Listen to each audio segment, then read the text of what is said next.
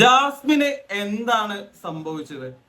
Jasmine എന്താണ് ഇങ്ങനെ ചെയ്തിട്ടുണ്ടാവുക? എന്താണെന്നല്ലേ, മറ്റൊന്നുമല്ല, ജാസ്മിന്റെ വോട്ട് അത് ഗബ്രിക്കായിരുന്നില്ല. നമ്മളെല്ലാവരും പ്രതീക്ഷിച്ചിരുന്നത് ജാസ്മിൻ വോട്ട് ചെയ്യുക എന്തായാലും ഗബ്രിക്കാണ് എന്നാണ്.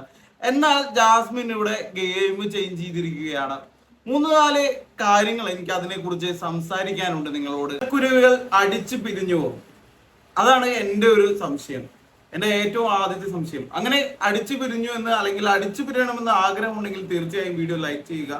അതുപോലെ നിങ്ങൾക്ക് അടിച്ചു പിരിയുമെന്ന് തോന്നുകയാണെങ്കിൽ കമന്റിൽ പറയാവുന്നതാണ്.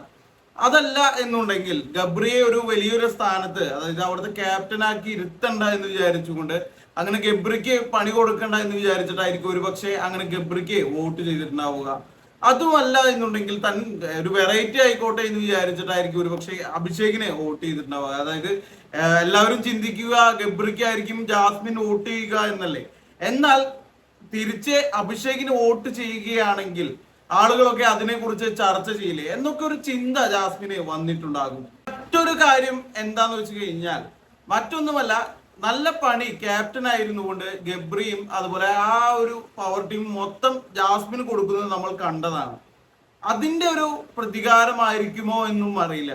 അതായത് ഗബ്രി അടക്കം അവിടെ ഒരാളും തങ്ങളെ തെരഞ്ഞെടുത്തത് ജാസ്മിൻ ആണെന്ന് മറന്നുകൊണ്ട് ജാസ്മിന് നല്ല പണി കൊടുത്തിരുന്നു. അതിനുള്ള ഒരു പ്രതികാരമായിട്ടാണോ ഇത് ചെയ്തതെന്നും പറയാൻ സാധിക്കില്ല.